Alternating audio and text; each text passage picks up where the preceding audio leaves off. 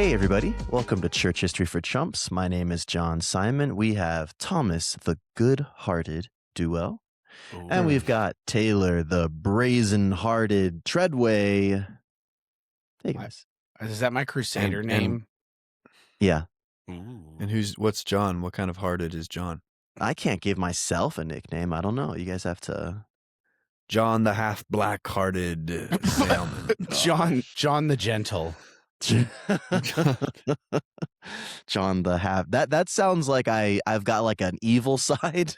Yeah, I'm usually okay. I'd say John the Anabaptist pacifist Simon. Okay.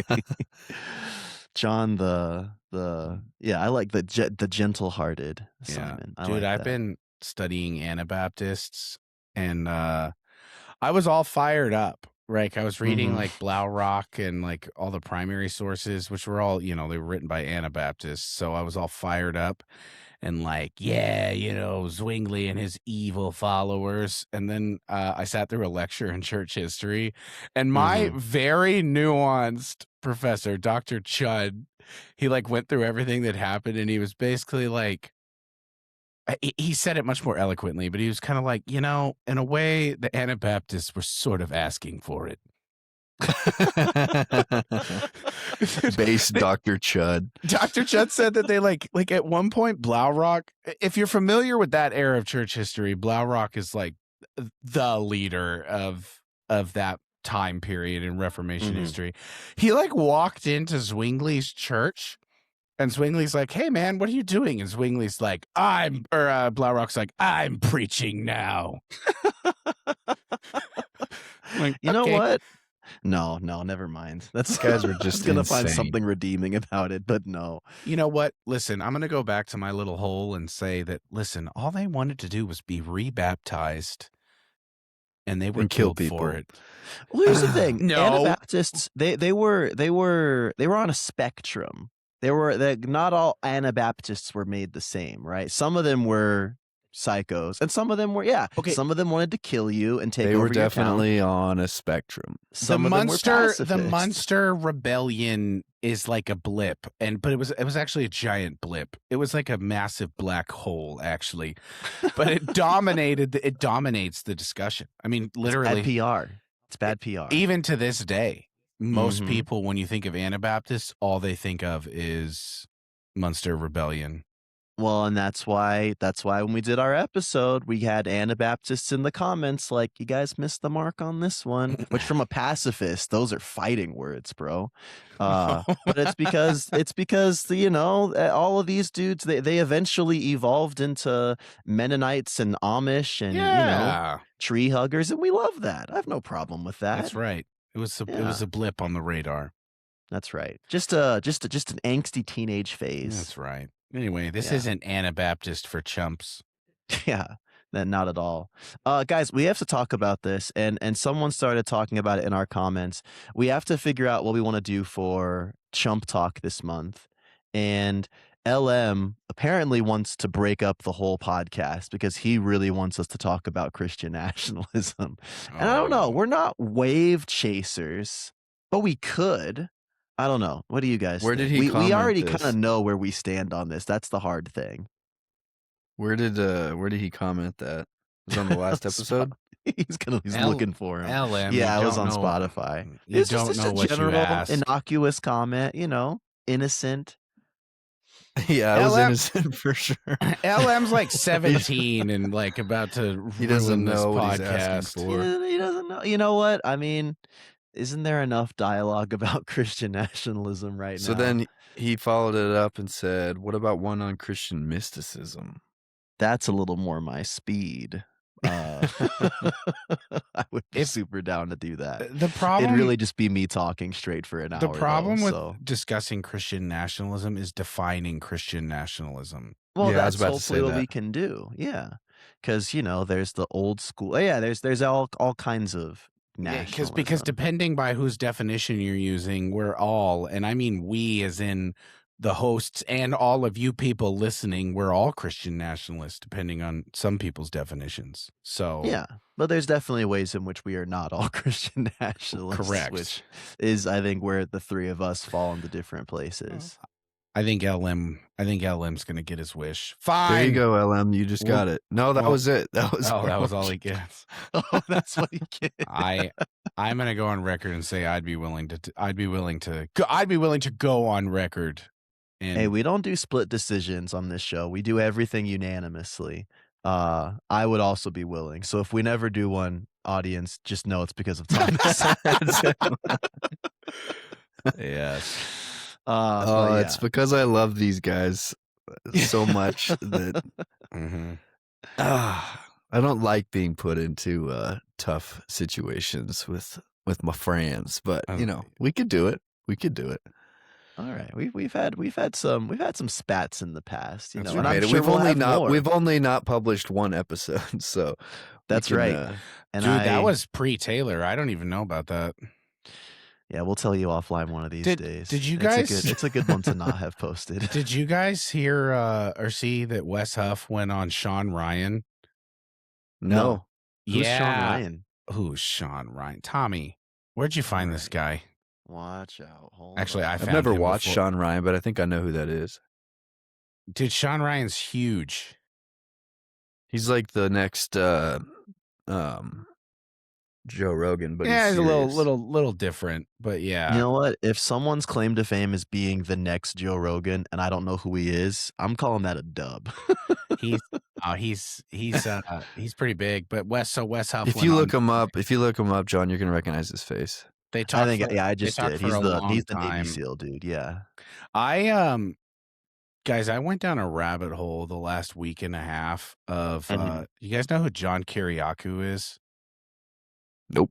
He was the next Joe Rogan. No, he was the CIA whistleblower on the torture program. Oh, wow. And so he published some books and he started doing podcasting circuits and just telling all his stories. And it is fascinating.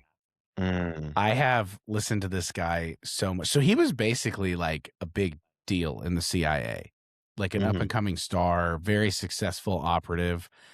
And they started doing the torture and he was not okay with it. Yeah. And then it blacklisted him. And then he decided to say something about it because it was illegal. It was illegal. And he decided to say something and then he went to prison. No one else did. Dang. Yeah, it's nuts. So is he still in prison now? Like writing no, from he's there? out. He's out. Okay. Yeah. Man.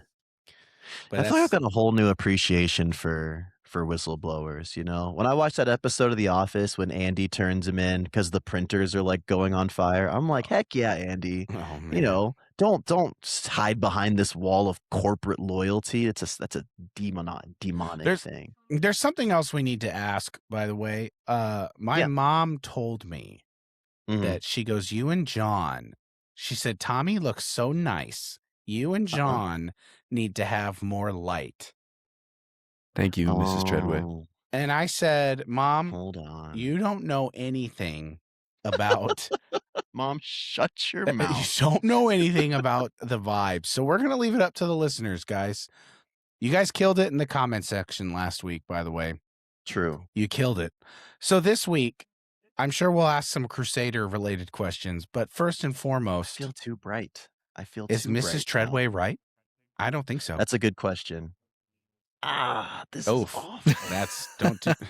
All right. Dude, you looked fine before, in my humble opinion. Yeah, not according to Mama Treadway, dude. Yeah. Dude, stop it. That hurts my eyes. It looks like you have a liver disease when you turn that on. I just got jaundiced. Get this man to the hospital. It's like bouncing off of your mic cover and just like... Yeah, it's crazy. Well, hey, say hi to us. Dude. Hey, say hi to us on Facebook. Say hi to us on Instagram. Get us. We have big news. We have finally, our haiku drought is over. It's thanks to our good friend Elliot. And Elliot, I just want to shout this dude out. So we've often spoken about the beautiful nation state of Singapore and all that it does for the world and Eastern Asia. and just they do a lot of good stuff. 18% Christian, that means something. But Elliot clarified that all the Singaporeans who got on board on the Chump train were through him. He was the one that started us off. He was the go, forerunner. Elliot. So Elliot, and then he threw us a few dollars because he knows that's where haikus come from. So here's my haiku.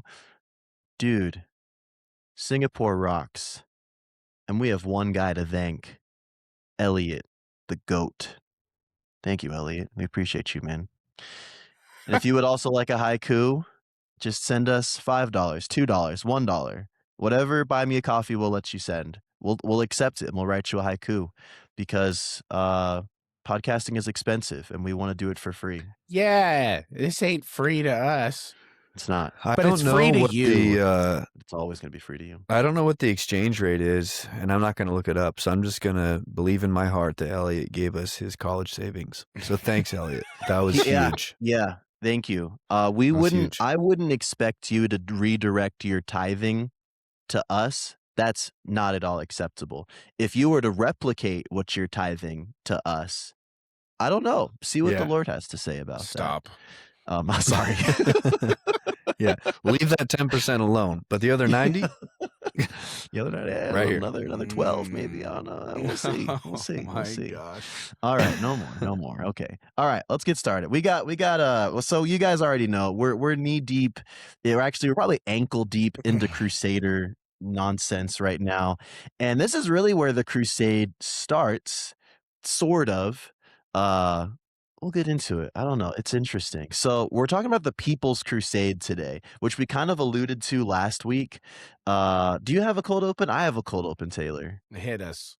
All right. We kind of tag team this one. So we're going to be ping ponging back and forth. All right. There we go. Ray, instrumental here. If there's one thing that the Crusaders of 1095 had no shortage of, it was zeal.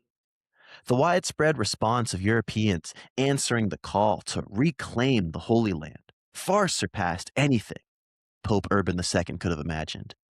Despite the monumental task of abandoning their homes to venture to an unknown land and face certain danger. As the earliest waves of Crusaders would soon discover, however, it takes a lot more than rage and motivation to lead a successful military expedition. And their weaknesses would soon be exposed by a string of unfortunate, even tragic failures. But few moments of the Crusades cast a more negative light on the whole journey as that of the People's Crusade. Bolstered by the magnetically charismatic preacher, Peter the Hermit, the People's Crusade, sometimes known as the Peasants' Crusade, a little classist if you ask me, featured an army in the tens of thousands, composed mostly of lay people and civilians rather than battle-tested soldiers. They soon acquired a reputation amongst the allies who hosted them of being disorderly, violent drunks with a tendency to pillage small countryside villages. It was not a good look. Perhaps the worst thing about this wave of soldiers was their initiation of the Rhineland massacres, where they would travel through several towns throughout Western Germany and slaughter or impose forced conversions over hundreds, if not thousands, of Jewish citizens. This is a tough part of history, but I think it's also pretty important. So here we go. I have a quote. I have a quote from Goubert of Nogent. Hit me. This is him describing the People's Crusades. There you would have seen remarkable, even comical things. Poor people, for example, tied their cattle to two-wheel carts, armed as though they were horses, carrying their few possessions together with their small children in the wagon. The little children, whenever they came upon a castle or a city, asked whether this was the Jerusalem to which they were going. Dude. Oh my. Or in layman's terms, are we there yet? I love so seeing the sad. overlap in our research because I definitely read an excerpt of that exact same quote, just in different wording, of like the kids who were like, is this Jerusalem? Yeah. And it's like Cologne, Germany. Right. Not even close, Tim. Yeah. Watch out, kid. Yeah. So, the People's Crusade, I mean, I'll kind of jump in a little bit. So It was last week we spoke about Pope Urban, and Pope Urban was so obviously, I mean, he's a very significant role in terms of being clergy. He was the Pope, of course, he's the head, he's the Bishop of Rome, he's the head of the Western Latin Church. And so he very much influenced by Taylor, remind me, Philip The who's influenced Urban? not Philip, shoot. Who Gregory was Seventh. Gregory? Thank you. Yeah, yeah, yeah. Gregory All the right. Seventh. Yeah. I got Phil's on the brain, Well, bro. Philip was the Yeah. king that they that Urban excommunicated before he called for the crusade. That's right. That's right. Yeah. But Urban, kind of following this legacy of popes, decides, hey, papal influence is really low, but also we're getting these reports from the Eastern Orthodox that there's some really awful things happening in the promised land, in Jerusalem, and we're gonna get people together and we're gonna do our thing. And so he's gonna he's like in the board meetings. He's the one who's speaking to high level clergy, who's speaking to kind of the higher ups. But then you have this other dude, and he's like the populist. He's like the everyman. He's like what I imagine of like the 20th century super sweaty like tent revival preacher who's just like walking around. I think people always said he was like barefoot, he was dirty, and he was just like, he would always give these sermons where he would pace around and he would talk to people. And around the same time, he's going to basically get this same kind of zeal of like, heck yeah, we got to get the people, we got to go. He starts telling this story about how he tried to make pilgrimage in 1093 and he got kind of like bullied by the Turks there, and then he got this letter in the mail that was from Jesus himself that was like, you need to raise up my people to retake this land. Historians are not convinced that this attempted pilgrimage ever really happened because he was most likely in France gathering his following. But yeah, he's just this real kind of strange, quirky dude from a poor background, just becomes mega popular and kind of cracks this lightning in a bottle code that Urban had already started to hit on, where people are like, heck yeah, I want to do this. I want to do this. None other than Peter the Hermit. That's right. Yeah. I don't think you said his name. Did I not? You had like a 2-minute introduction for him, and I'm like, surely John Simon will say his name. All right, Taylor, you take it away then. No, you did great. I had actually forgotten in my research for this episode. I hadn't read the letter, but now I'm remembering from previous reading a while ago. Yeah, he had that whole story of like the boy. The boy was given the letter by.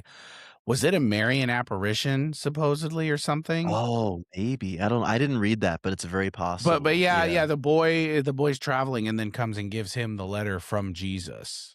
That's like, go and make war. Yeah. So yeah, I mean, Peter. Here, I'll read a little bit of a quote from one of our texts here. The cause of retaking Jerusalem was also taken up by popular rabble-rousing preachers, largely unsanctioned and unregulated by the church, which was also true with Peter the Hermit. I don't think he was necessarily like an outlier, but he wasn't really sanctioned. Like, he was a part of the church and he was probably connected with the church, but I don't think there was like a bishop or archbishop who was like, yeah, Peter, do your thing. He was just kind of a wanderer in that regard. Right. Most famous and remarkable of these was Peter the Hermit, probably originating from a poor background in Amiens. Also, I'm so bad at pronouncing these French words, so just, I don't know, someone tell us that we're wrong. Amiens? You don't pronounce the S. I don't. Dude, the French Northeastern France. The French language makes no sense. It's very difficult. He became renowned for his austere, itinerant lifestyle, repellent appearance, and unusual eating habits. One noted contemporary said that he lived on wine and fish. He hardly ever or never ate bread.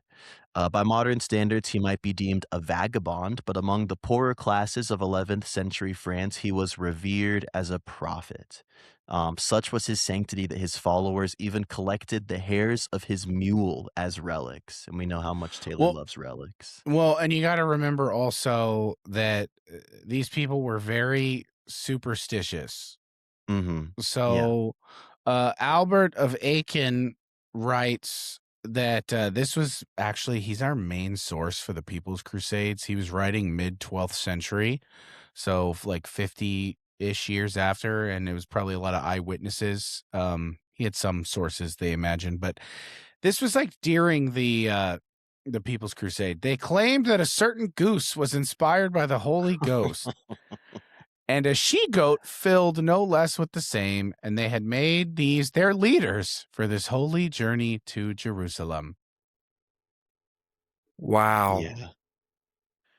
So the big thing Makes me think of the last battle where you've got the donkey that they find like the lion skin, and they like shift the monkey, like puts it over the donkey and says that it's Aslan, and they like gather all the people to like all the Narnians like kind of gather around and start following this stupid donkey wearing a lion skin. Oh my God. It's like Except this used for time all it was sorts a- of evil purposes. It was a goose, just goosing around, just being a silly little goose. Just an actual goose. Yeah. Oh my gosh. The Holy Spirit is for this one, it has. Except they're French, but I don't know how to do like an ignorant French. Like a Oh, dumb the Holy son. Spirit has inspired this one. We must follow the silly goose. Anyway, the thing to keep this in mind, though, the main thing is that Pope Urban Our had one French listener is just like done. X. Pope I'll find Urban a had different asked, podcast. I believe he had asked everybody to wait to leave until like August of 1096. So almost a year after he does the first call, he was basically saying, wait to leave. And what's happened after August, dearest Tommy and John? What's happened after August? What happens before August? winter before summer. Yes, and what happens at the end of summer? Relating cold. to food. Less food. No, there's harvest. Oh, Okay. Okay. All right. I'm not a farmer. I don't know. They have harvest.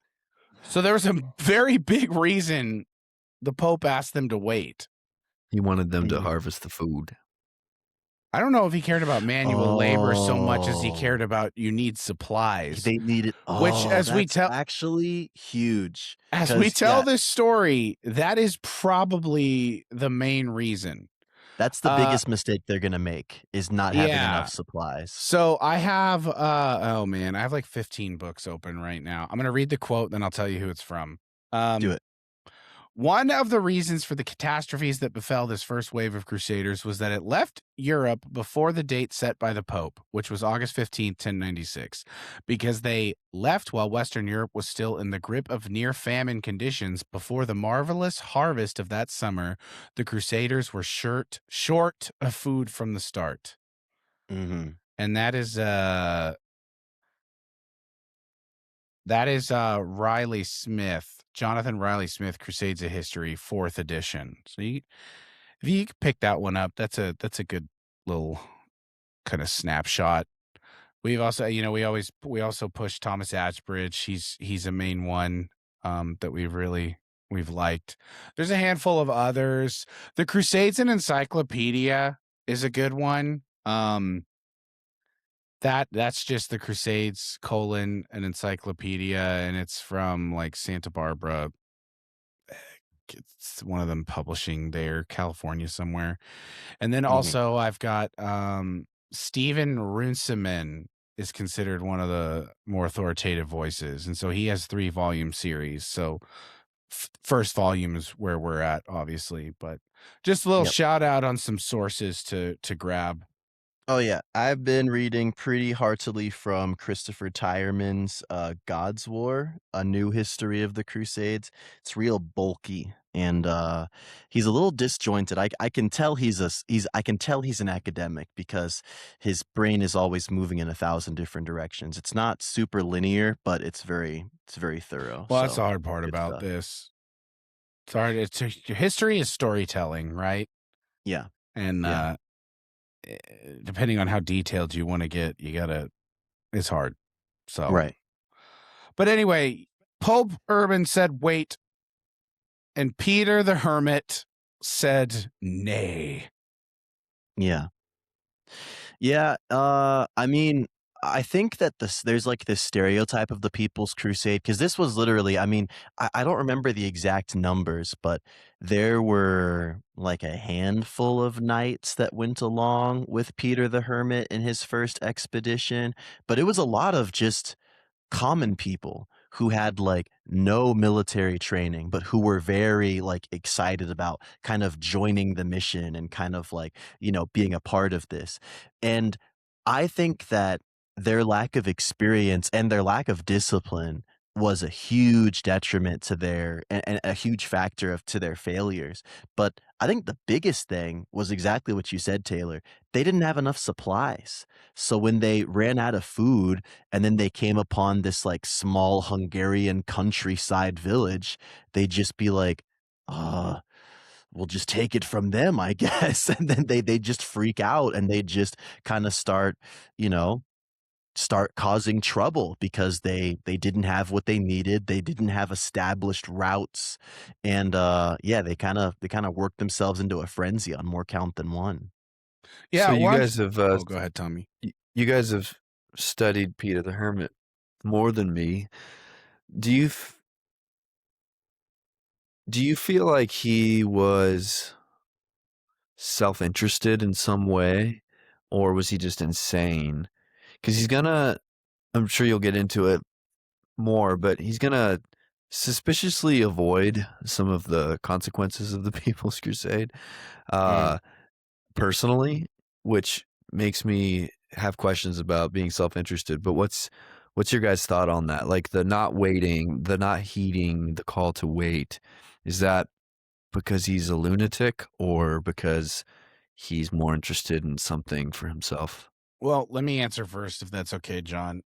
Sure. So I know that some people doubt whether Peter went to the Holy Land, but the source that we have for that is from Anna Comnenes. I Mhm. don't know how to pronounce that, but that's Alexios's daughter. Yeah. Mhm. And so she wrote something called Alexiad, and that is like that's a good primary source we have for this era. And she wrote this about Peter when he got to the Church of the Holy Sepulchre. She writes this: he saw many forbidden and wicked things occurring there, so he sought out the patriarch of the Holy Church of Jerusalem and asked why Gentiles and evil men were able to pollute holy places and steal away offerings from the faithful, using the church as if a stable, beating up Christians, despoiling pilgrims through unjust fees, and inflicting on them many sufferings. The frustrated patriarch threw up his hands in exasperation. Why do you reprimand me and disturb me in the midst of my fatherly cares? I have but the strength and power of a tiny ant when compared to those proud men. We have to Mhm. redeem our lives here by regular tribute payments or else face death-dealing punishment. So he's talking about the jizya, the tax. Mhm. Mhm. So So he gets there. He gets to the Holy Land, and he's like, after losing a 20,000 person army himself, and then he's like, "Hey, why aren't you handling matters here?" Yeah, To the yeah, patriarch. yes. And then their sources also differ on whether Peter was at uh the Council of Clermont in the first call, but he probably, if we believe this, and he's not just an insane guy, he was probably one of the earlier voices. Because you got to remember, the Pope didn't just walk up and say, "Let's go." and no one else had Mhm. thought about it before. It was obviously in the water. It'd been in the water for decades, as we saw. So he was Mhm. probably one of the people that it was in the water. And then when the Pope said it, he was like, "Press the gas, baby." Yeah. I mean, I read a source that said that Peter himself had gathered 15,000 troops within 6 months of Claremont. Air And quote troops. yeah, troops, Mhm. bakers and, bankers and, Very few like knights. yeah, exactly. But Yeah. so, I mean, I don't know. I don't think he was a crazy guy. I mean, like we said, like this was a perfect storm of zeal that the people had gotten like swept up in. And I think that I don't think we should exclude him from that same kind of frenzy that the same people who wanted to follow him to Jerusalem were also affected by. I think he honestly thought because there was so much traversing they were doing through like allied lands, like going all through France and Germany and Hungary, which was also Latin, and we'll talk about Hungary. Like they weren't marching off to fight anybody, in a week. Like it was gonna be months. And I think he just thought, I've got a couple nights, I've got some dudes I can lean on. Let's just send it. I think he was really reckless. I don't necessarily think that he was out for himself. I do think he was an egomaniac, but I think most, nomad traveling preachers tends to be too. So yeah. That's a good question, Tommy. For sure, for sure. Yeah. Why don't you Um tell us how when he leaves the Rhineland, or not? No, before he gets to the Rhineland. Why don't you set us up, John, for that leaving of France? Yeah, yeah. Let me see here. So I don't have a ton on that, but I can go for a little bit. So like I said, they are gonna have to pass through a ton of territory during this time. So it's gonna be a lot of work. And one of the things, and this was what I was telling Taylor off the mic before we started. My favorite, like small, almost irrelevant character from this time period is Coloman the Learned, the King of Hungary around this time. Because I think that my European geography is always pretty bad, but I think that Hungary is one of the last like states that separates the Western and Eastern territories. And so Hungary was actually pretty well used to accommodating Western travelers that were coming through, and mostly to make pilgrimage. So they kind of had an agreement with like the Germanics and the Franks, like, oh yeah, if you want to come through, like we'll open our markets to you so you can buy refreshments. We'll make sure that you're good to go. We'll give you lodging. Like, we'll kind of have an agreement here. You guys will kind of contribute to the tourism fund for Hungary and stuff like that. So he had agreed to kind of see Peter through, but when Peter got through with like 15,000 people who were not at all used to traveling like this, uh like Coleman was like, gosh, okay, you guys are oh wow, okay, this is a pretty big party, and I didn't expect all of this, and you guys are this. Oh look, they're drunk. Oh, and they're knocking over stuff. Okay, great. And he literally had to like make an agreement with Peter where he's like, hey, you guys can pass through, it's fine, but I really need you to not like pillage the countryside. Like that's literally like I need you to not like destroy my small villages in these like country areas because you guys freak out and run out of food. And that's not going to go very well. And there's a story where a dude by the name of Goatschalk, who was he took over for recruitment after Peter started his voyage, and he also got a band of a few thousand people who followed Peter maybe like a month or so later. poor Coleman had the same deal. He was like, "Look, just like don't mess with the villagers, please. Like you don't get to terrorize my people. I'm doing you guys a solid." And once again, it didn't go anywhere. The people just did not lack the discipline. They were freaking out over the supply shortage, and so they still messed around. Coleman gathered them together and said, "Listen, you guys can stay here on your voyage, but we're going to confiscate your weapons because you guys keep messing around and we can't deal with that." And the Europeans were like, all right, that was our bad. That's fine. We'll give you guys our weapons. And then the Hungarians killed them all. Cause I don't know. That's, you gotta, guys, you gotta protect the payload, Dang. I guess. So it just gets worse and worse with Coleman trying to play the house guest who never wanted to be a So house guest. one of the things I was tasked with researching for this episode was this guy named Walter Sansavoir, who actually joins up later with Peter, but doesn't wait at Cologne and moves forward. So he's going first with a much smaller group. And Coleman actually dealt with him first.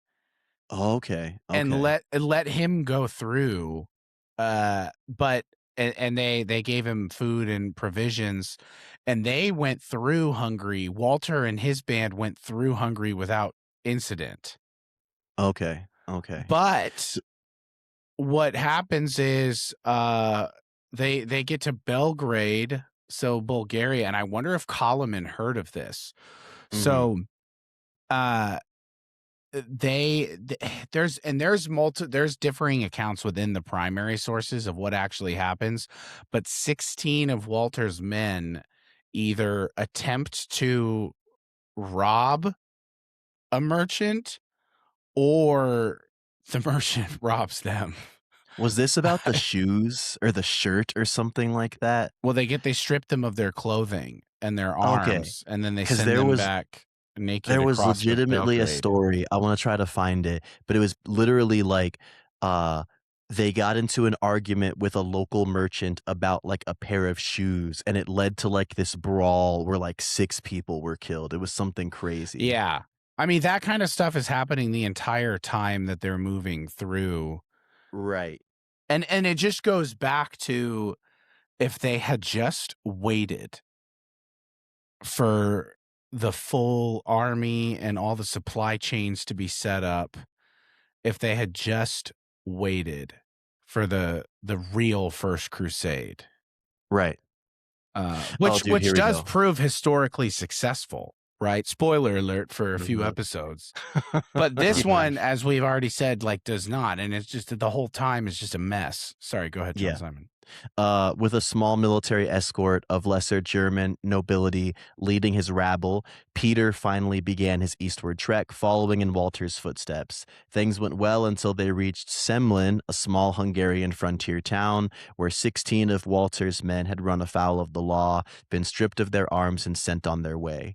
Their weapons were still hanging on the town's walls for all to see, and the sight sent wild rumors flying through the Crusaders' ranks. Hostility toward the Hungarians grew until an argument over the sale of a pair of shoes sparked a riot, and the Crusaders attacked the townsfolk. Shops and markets were looted, and hundreds of Hungarians were killed. Oh my gosh. That's right. So as Walter's guys' stuff was still hanging on the wall, even though they were gone at that point. That's Isn't that right. crazy? And he was like, what did you guys do with Walter? Like, what is this doing here? Well, we took their stuff and now it's hanging here for some reason. Exactly. Yeah. I have to imagine that as the People's Crusade moves across Europe, that it's not orderly like you would have a regular army, like they're not all getting up at the same time and forming ranks and marching. But I mean, I don't know this for sure, but if I had to take a bet, I would say that it's more like a swarm of locusts just kind of moving. A mass exodus. Yeah, I mean, it's a bunch of peasants and like sprinkled throughout a handful of knights. Walter had somewhat more of a military contingent with him. Yeah.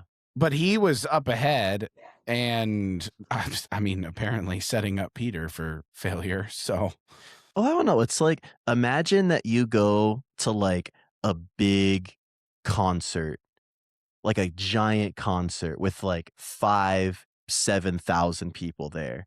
Then imagine all of a sudden you and all the people who are there have to travel like for days at a time together, and you have to make sure that you can like find places to sleep, and you have to find food, and like there's a couple leaders but it's not very well defined. It's like that That'd be sounds like a horrible. nightmare. Well, so that's funny you mentioned a concert because I've been kind of like thinking about different stadiums that might hold a certain amount of people. The number that I saw for the People's Crusade is 20,000. Is that the Mhm. same number you guys were working with? I saw You said 20 for 5 to the 7. original group that Peter brought out, but I think Yeah. there were several waves. yeah, I Yeah, don't okay. how many I don't know off the top of my head how many Walter came with him. I know he had a handful of knights and then still had I mean he had enough to have a small army, so Right. probably at least a couple thousand. Yeah. Taylor, did you look at, Zeragordos, the kind of great fall of the People's Crusade? Talk about when they get massacred by the Seljuks. Yeah. Yeah, I mean, long story short, I don't have the specific dates, but it was the same ignorance. They go out, they're not listening to anybody. They get to Constantinople relatively unscathed. Now Yes. the Jews in the I think it was Rhineland, 1096 that they got there.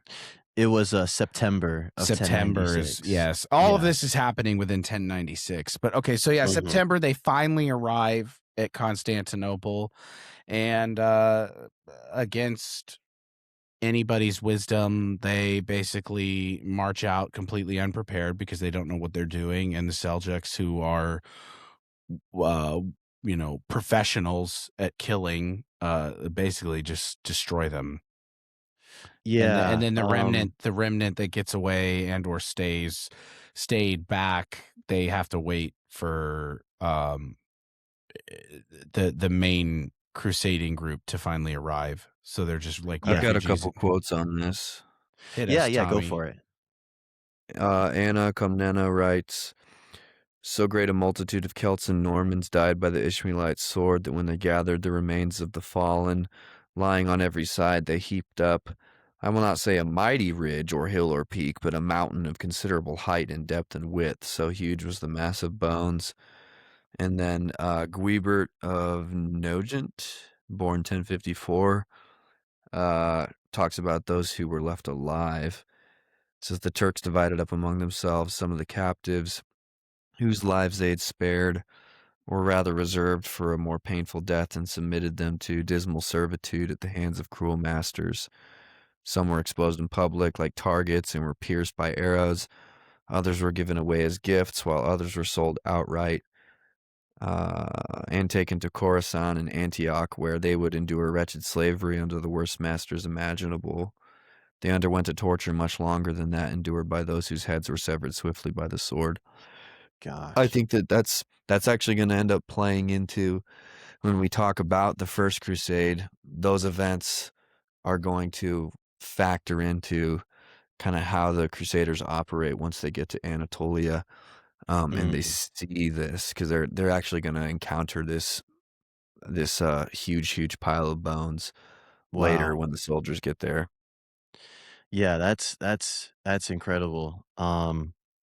Yeah, so like Taylor said, the People's Crusade is going to get to Constantinople, and they're going to make much of the same kind of grief for Alexios and for the Byzantines that they had made the entire way through, just being rambunctious and difficult to deal with. And again, we've talked in episodes in the past that the Byzantines and Latins already kind of have that I don't know what it's kind of like the elves and the dwarves in like Lord of the Rings, where it's like you see one is like the higher class, you know, bougie, got educated, and then the other one is like the grimy, like dumb, uneducated, drunk all the time.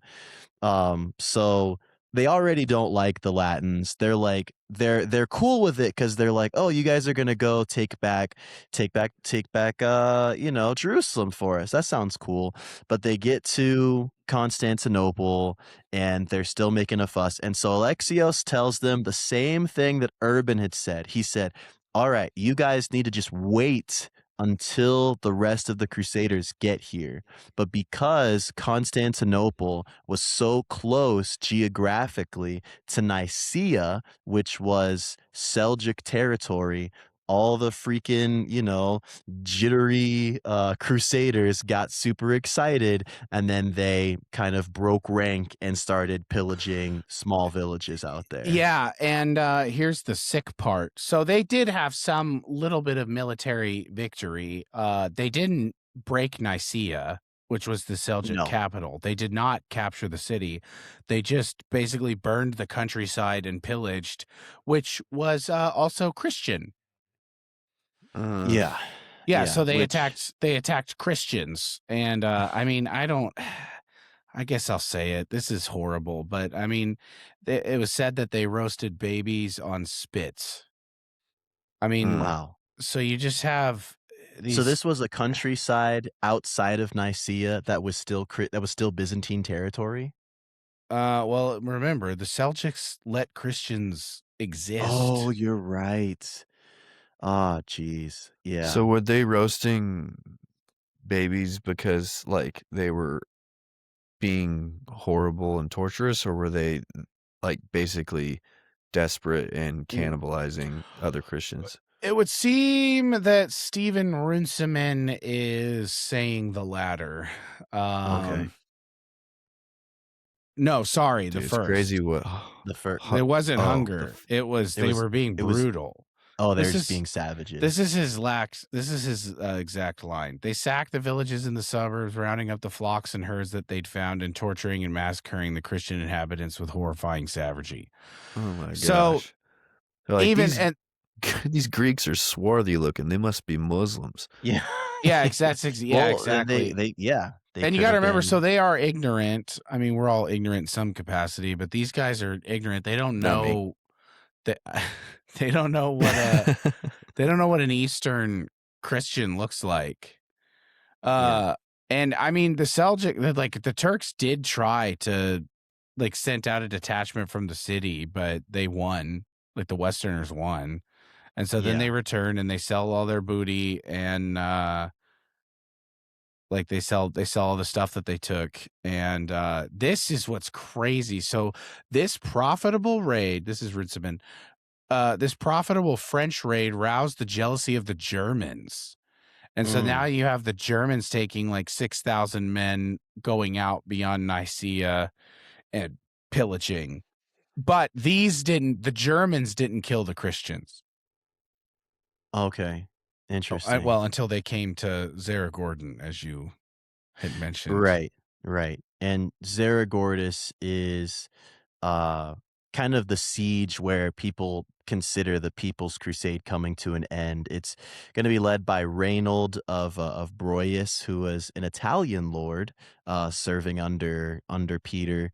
And yeah, so people are going to start attacking these countrysides. They're going to start attacking the people outside of Nicaea, and so they're going to storm this fortress called Zeragordis, which I think was already mostly abandoned. I read that somewhere. I don't know exactly where, so don't quote me on that, listener. But yeah, they found Zeragordos.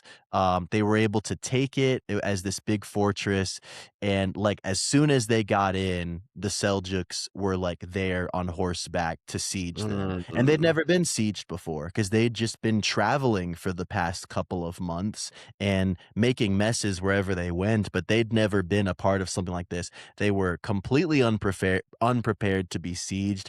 They did not have adequate supplies. I'm reading a quote that said that They were in such distress from thirst that they bled their horses and drank the blood. And just there's also some other stuff that I'm just not gonna say because it's really gross. They drank Uh, pee. yeah, they drank each other's urine and stuff like that. And then the siege broke, and the Turks stormed them, and they were slaughtered just brutally. Well, dude, Um we're forgetting Ronaldo apostatized first. Oh, that's right. Yeah, so it gets even He better. converted to Islam, right? Yeah. Yeah. That's right. That's right. Not Horrible. all of them were slaughtered, though. Some of them were sent into slavery. That's true. That's true. Happy ending. Yeah. No, awful It's kind stuff. of like looking back, it's kind of hard to like at this point, it's hard to like blame the Seljuks in a way for what they like. What are you gonna do when 20,000 fanatics just roll into your territory, and then the first thing you see them do is kill a bunch of their own co-religionists? Yeah. And then also they're like, and you're next. And it's like, okay. That's right. Yeah. I'll kill my own family and then I'll kill you. It's like, oh man, like I don't like offering anything that looks like a dub to the Muslims in history, but it's also like, what did they think was gonna happen? Yeah. It's so horrible. It's such a sad story. Yeah, the notion of bloodlust really kind of comes in heavy here. And again, like we talked about this, like one of the reasons so many people in Europe were willing to go to war was because they were part of a warrior class. Like they were in many ways kind of raised and forged in the fires of warfare as a part of their culture. And so yeah, the opportunity to have a flesh and blood enemy that you could travel and like behead and do these kind of gruesome things like that I think in our modern sense of warfare, like we can't really relate to this, and I'm kind of grateful for that. I think that's pretty gruesome.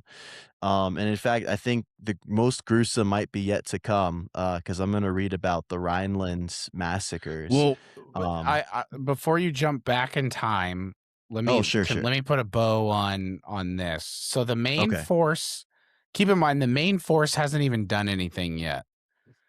So Zara Gordon happens, and the main army is still there. Peter has gone, I believe, back to Constantinople, or they're in Peter leaves to go get wisdom and kind of figure out some stuff. So Yeah. he leaves, and Walter and a few of the other guys are hanging out as with their army, and they're waiting. And some people say, okay, let's wait for Peter to get back to figure out what we're going to do. And they're like, no, we got to go avenge our boys at Zara Gordon. We got to go. And they on October 21st, they decide to, and all like 20,000 men march out from Civitat. Yeah. Okay. So they're in Civitat. Peter's in Constantinople, and they basically only leave behind like the old men, the women, the children, the sick. Everyone else is going out to battle. And then like 3 miles from the city, they get completely massacred. The Turks were waiting for them. Just awful. Yeah. I mean, they just get destroyed. This says there was no real resistance. Yeah. That's such a so I mean, you guys have to remember, I mean, like, of course, it's too late for the Crusaders to remember this, but the Seljuks were a massive military force. Like these dudes, they were like the predecessors of the Mongols as being this like nomadic horseback arrow shooting like wave of military force and violence. So And like they're well rested on home turf. yeah, I mean literally every military advantage is offered to them. And then you've got, Jim the accountant like swirling a flail around. Like, Oh let's yeah. go get Well, him, not even boys. probably, dude. Not even a flail. Probably a spear, right? Farming Yeah, equipment. like a Yeah. pitchfork or And something. Yeah, so after the army gets like attacked, they're only 3 miles away. They turn and start running back to the camp, and the Turks follow. And then the Turks get there and then just kind of like kill everybody. yeah, So, they just basically get wiped out. And I would say this all goes back to their bad decisions were because it's just constant bad decision after bad decision because they left before Urban had said to leave. yeah. And I mean, like, dude, even if this goes well, like, Nicaea is not Jerusalem. Like, you're attacking these people completely unprovoked. Like, I don't know. I mean, like, I get the concept of, oh, well, we believe that there's these awful grave injustices happening in the Holy Land, which is why we want to deliver them. But how does that justify kicking down some rando's door and like trying to slaughter this whole town? Like, I mean, this is literally the perfect encapsulation of like play dumb games, win dumb prizes. It's like, what the heck were you even doing? Like the whole journey just seems like not just foolish, but like violently foolish. Yes. Let, Like let, there's like an evil in this, let me read honestly. one fire quote. Then I'll stop reading Runciman, but he's been my main source for this one. He said this: "The People's Crusade was over. It had cost many thousands of lives. It had tried the patience of the emperor and his subjects, and it had taught that faith alone, without wisdom and discipline, would not open the road to Jerusalem." Dang. Yeah. Tell me That's that's not a actually hard quote. that's actually way harsher than a lot of the other dudes I read. All right, I'm gonna. We got to get one more major event out of the way before we can open up the floor to closing comments. But Yeah. this is the Rhinelands massacres. It's a pretty well known thing that happened as part of the People's Crusades. So this is actually going to happen not directly under Peter the Hermit, even though Peter the Hermit is going to be involved in some of these like assaults on Jewish communities. But this string is going to happen under a dude by the name of Count Emic of Flaunheim. He is going to lead his own army as part of the People's Crusade, influenced by Peter the Hermit, but they're not traveling together. So, like I said, there's waves of things happening. Um, we had talked before, like Peter the Hermit and Pope Urban had very different approaches. Pope Urban was very like, we have to liberate our brothers, we have to assert the power of the West and assert the power of the papacy. And Peter the Hermit's preaching, from all I could tell, was very sensationalist, but also very apocalyptic. It was very like, Boogity, boogity, we have boogity, to boys, let's go bring crusading.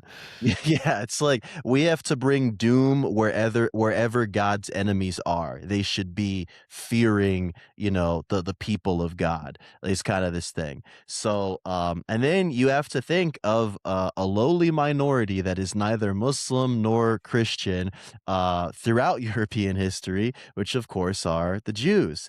And Jews have, even in this point in history, had a fairly contentious relationship with the Christians. More often than not, they're able to coexist in Christian cities and in Christian communities. But it's not uncommon for the Christian leaders to have to see to it that special arrangements are made so that the Jews are not vulnerable to this type of like mob violence. And that's basically what's going to happen. Uh, Upon entering the Rhinelands, which is an area of Western modern day Germany, Count Emic is going to launch several targeted attacks on the Jews living within several of these cities. Starting in Speyer, the Christians are going to kill a dozen Jews who will refuse to be forcibly baptized. one bishop in the area, I think his name was Bishop John, so shout out to that dude. He actually I helped saw to that. protect the Jews of his city from these men, and he saw to it that several perpetrators had their hands cut off as a penalty, which is Shout maybe out the Bishop least awful John. thing that happens in this whole episode. Next, in the town of Worms, which is a city with great Reformation relevance, was the next target. Count Emic is this time going to use the citizens of this town to support the attacks on the Jews, and they're going to kill several Jews. Hundreds of Jews will be killed in these attacks. They will burn and desecrate Torah scrolls, destroy synagogues, etc. The worst of these accounts and the most documented is from the town of Mainz, which was a major city of Jewish learning and culture as well as business. Here's a quote. On Emic's appearance before their gates, which the archbishop had ordered to be shut against him, some townspeople provoked riots. The Jewish leaders bribed the archbishop to protect them and tried to buy off Emic with a gift of 7 pounds of gold, to no avail. The gates were opened on May 26th. The killing and looting lasted 2 days. The archbishop reneged on his promise of protection and fled. The Jews sheltering in his palace, despite initial vigorous armed resistance, were slaughtered with the rest. The search for money and Jews throughout the city was thorough. The synagogue was destroyed. Some Jews apostatized. Others chose suicide. I heard the majority of them refused to apostatize. Yeah, I think that's Yeah. true. There's a story that's well circulated. A lot of these stories are actually, it's really sad because when we as Christians look to the stories of like, the Roman persecution and persecution in several places throughout the world, they're like our martyr stories. They're the stories of perseverance. Modern day Jews and Jews throughout European history are actually going to look back on these incidents as moments that show their people's fortitude, but also show Christianity's antagonism. There's a story of a woman named Rachel who is actually going to opt to slay each of her children herself to save them from the violence of the Crusaders. And when they would find the woman after she killed her children, they demanded that she show them the money hidden in her sleeves, because to them that's the association that Jews were, they had money hidden everywhere. I think one of the worst things about this was all like, just like Taylor, you said about the Nicaea stuff. This was happening in Western Christian areas. Like Yeah. their political leaders were Catholics, their religious leaders were bishops and archbishops. Like they already had agreements to coexist with the Christians. They were tax-paying members of society. Like this is just like such I think it Yeah. highlights the just the danger of a mob, like, because you get enough people together, and even in a like really well ordered or a highly structured society like we live in that has lots and lots of law enforcement and military, you get enough people together and they get uh Oh, oh shoot, sorry. no, yeah, I think you're It still can here. get kind of challenging. Yeah, I just switched to the other mic, I think. It can get kind That's of fine. challenging to handle that mob. Like you get enough people together, and even if like in Western Germany at this time, or in Germania, we know that they weren't really that unified. There's a lot of tribal leaders, and these are the guys that are getting called around this time to head to the Crusades. So you have this, you know, huge groups of people gathering together to fight, and I don't know what they could do. I mean, it sounds like the bishops in these cities were attempting to hide Jews because they couldn't necessarily fight back against these mobs. They couldn't control it. Yeah. I mean, you're right. The danger of a mob. I think also, wherever you land on just war theory, you can be on like the far end and kind of even be considered like holy war. You can think holy war is okay, but that's not even what was happening here. So it's kind of like Right. what you said earlier, John. Okay, there's one thing if the powers that be say we want to go liberate Jerusalem so that pilgrims can go safely and sort of take this historical place that's important to us. We want to take this back. Like that's one thing, but then to just do what the People's Crusade did, it just is path of chaos and carnage is quite another matter. That's not holy war anymore. It's just barbarism.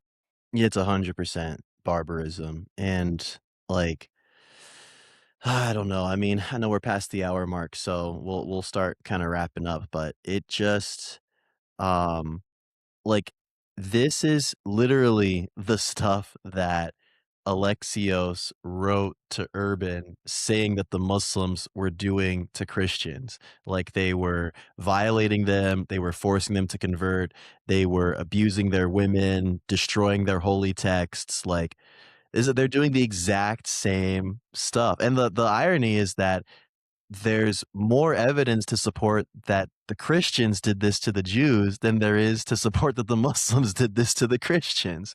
And so this just to me, this feels like, I mean, I know it's gonna be an ongoing conversation as to, like, the justness of these events, and I know that no one here, or I don't think anyone even listening would justify what happens here, but this to me just seems like such rotten fruit that it makes me think maybe the tree is diseased. Like, maybe there's a deeper problem here, because I mean, I don't know, like, this is such an egregious thing, and, like, I used to brag about this more when Israel was less of a controversial topic. I used to live in Israel for 6 months, and, even the Messianic Jews out there still don't like calling themselves Christians because of incidents in history like this, and because of ongoing incidents that throughout the Crusades are going to continue happening like this.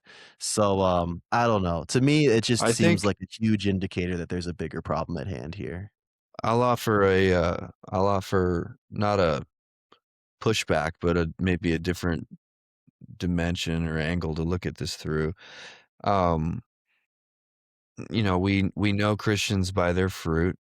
Like you just said, nobody listening would acknowledge this as a good thing. And we also know that at this time in history, in this area of the world, like you have a lot of baby Christianity, if Christianity at all, and it's still mixed with paganism. And so we see mobs of people who I don't know that from a Christian perspective, maybe from a historian's perspective, who's just purely operating, with kind of like an theological perspective, would look at this and go, well, you got these people in the name of Christ doing these horrible things, but we know them to not be Christians by what they were doing. And then you do have the church through these massacres in every city.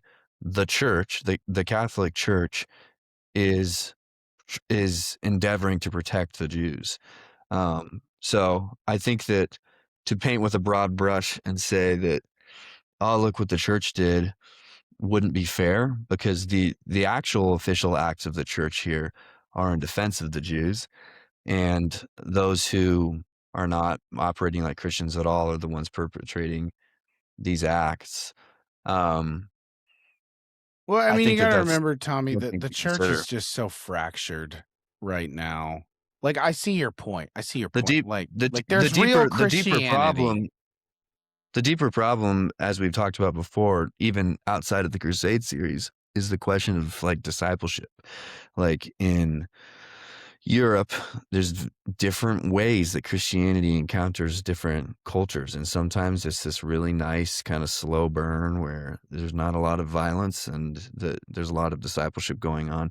And then you have other places like modern day France where that wasn't the case hardly at all. And it's a very tumultuous time as the church starts to grow, which breeds more violence in the future, like the French Revolution, for example. Oh, yeah. I mean, France has just always been, as we talked about, Clovis in the 6th century converting, and then that turns into Martel and Charlemagne, or whoever. Which one was first? Charlemagne or Martel. Martel, and then Charlemagne was his grandson. I mean, and then that turns into the first, large swath of Crusaders, and so you're right. I mean, there's something in the water there. I I do think we see evidence of real Christianity. I don't know if the capital C Catholic Church at the time was very healthy. I don't think it was. I don't know if anyone would argue that it was. Uh, but I mean, you got to remember at the end of the day, this guy leading the People's Crusade, Tommy, was also like an ordained priest of the church in France. So it's like, With, like, a semblance of support. I mean, like I said yeah, before, he was probably a little bit of a traveling nomad, but I also, nobody was decrying him. He was so well loved that people saw the hairs of his mule as holy I relics. couldn't find anything Um, what Urban said about him. Did you find anything about that? I don't think they ever actually met each other. Yeah, Hmm. I think the closest is that he might have been a part of Claremont, but I don't think they actually met each Dude, other. I wonder if Urban Um, was like, this guy's a nut job, but he's getting the people He's like, going. what have I yeah, I done? don't know. I Well, mean, like, I wanna say, just to clarify, I absolutely believe that the Church of Christ was like, the heart of Christ's church was beating in those bishops who were trying to save, these people from these, demons yeah. masquerading as Christians. I think my bigger thing is, like, this seems like a fruit born out of this crusading ethic that I think I just, you know, I don't know. I've yet to see anything in our story and in our research that makes me think, a good thing, a good I beautiful thing that we've uncovered, you I know? think the success that we'll read about and talk about over the next few weeks in Jerusalem might give us a little bit more hope of like, okay, this wasn't all bad. Sure, yeah. But Yeah, yeah. dude, I know we gotta finish. I just cannot get over that they're like, did you hear what they did to our boys? Yeah, let's go. And then they like ransack a countryside and it's like a bunch of Christians that they're killing. Oh Yeah, my gosh. I don't know. Yeah. Alrighty, gang. Well, we'll be back next week with shoot, do we have our topic for next week yet? Oh yeah, no, Thomas, you're leading us on Godfrey of Bouillon, right? That's right. Yeah, Yep. we'll Very start good. the organized First Crusade that That's doesn't right. include a massacre of Jews. That's right. Yeah, It's actually going Yeah. to be really encouraging compared to today. Yeah. good. Well, thank you guys for listening so much. We appreciate you. We'll see you next week. Bye Take care. bye. God bless you. Come on. Come on. Bye bye. I'm trying, this dude. This is This has never happened before. I know this is gonna get edited out. I mean, it definitely will, but I would love do it I if just Ray. refresh the page? I would love it if Ray left this in.